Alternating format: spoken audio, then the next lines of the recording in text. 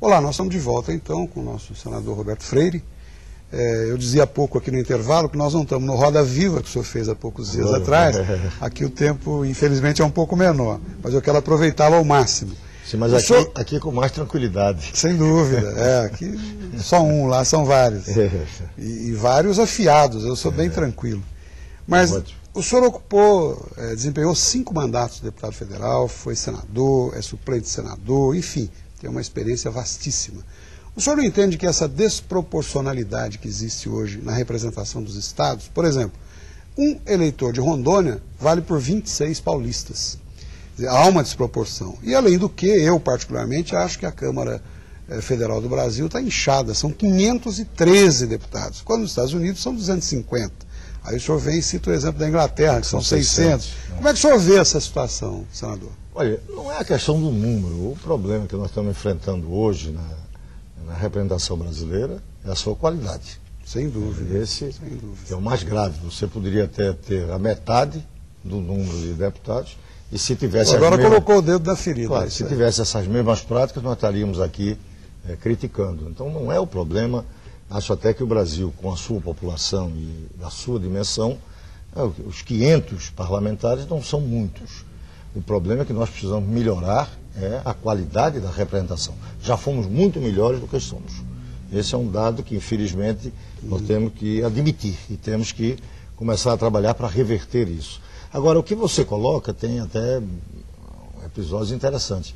Na Assembleia Nacional Constituinte, eu apresentei uma emenda que achava que você gerava efetivamente uma desproporção muito grande entre os novos estados que foram criados, porque na Constituinte nós transformamos os antigos territórios em estados. Roraima, Rondônia, Acre, Amapá, se transformaram em estados. E novos estados que foram criados. A subdivisão de alguns. E criamos um número mínimo de parlamentares por estado muito alto. 8 parlamentares por estado é muito alto em relação à população que alguns desses estados tinham. Aí gera essa desproporção, porque não é em relação ao Nordeste.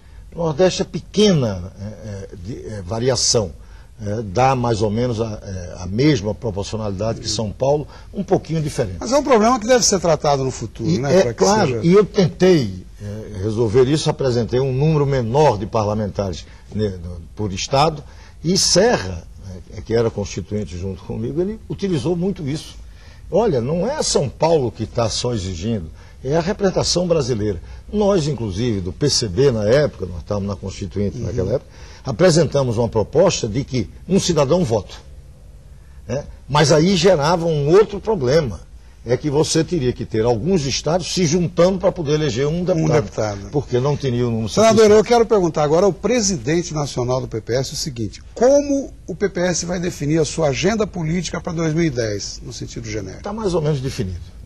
Nós, no nosso congresso, agora em agosto, que foi realizado no Rio de Janeiro, Congresso Nacional do Partido, decidimos apoiar o candidato do PSDB, a nível nacional, seja Serra ou Aécio. Eu até hoje tive com o senador também, porque ele foi ex-presidente Itamar Franco, ele é adepto da candidatura Aécio. Ele é o vice-presidente do seu partido. Vice-presidente. E eu, preferência por Serra. E nós chegamos ao acerto importante.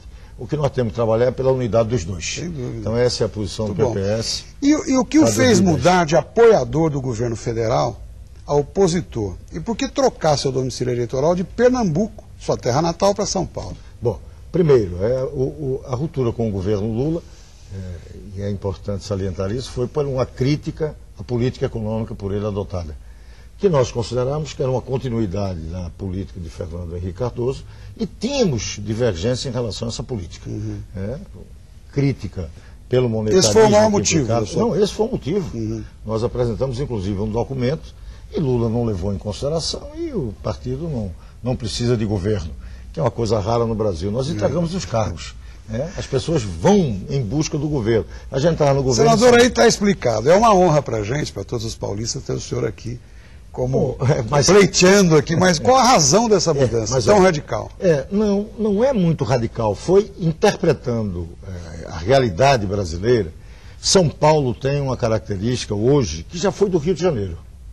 São Paulo é a cidade mais cosmopolita hoje do Brasil. Sem dúvida. Tem o Brasil inteiro lá. E o Estado, pela sua potência econômica, tem a capacidade, por exemplo, não é pelo número de eleitores que tem o maior colégio eleitoral, é porque aqui você, pelo desenvolvimento, tem um tipo de debate político que é muito mais avançado do que os grotões brasileiros. Né? Então, aqui você tem as contradições, aqui você tem a inteligência brasileira no seu nível mais alto, os grandes centros de pesquisa. Isso gera um grande debate político mais aprofundado.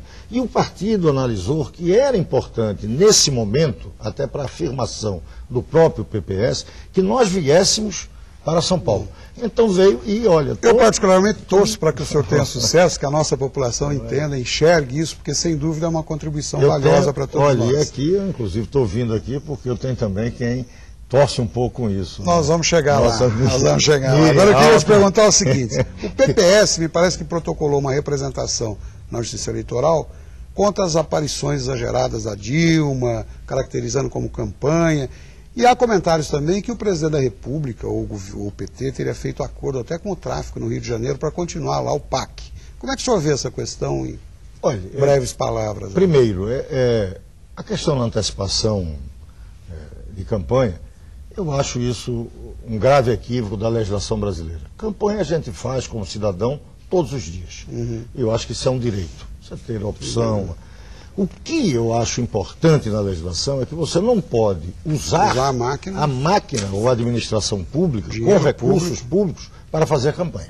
E isso não pode, não é só de forma antecipada, não pode em momento algum. Né? Muito menos de forma antecipada, como Lula está fazendo.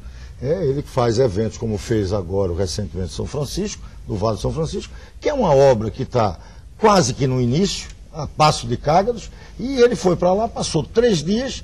para vistoriar uma obra que em meia hora poderia fazer. Mas então, lá foi montada a Tenda das Arábias. Claro.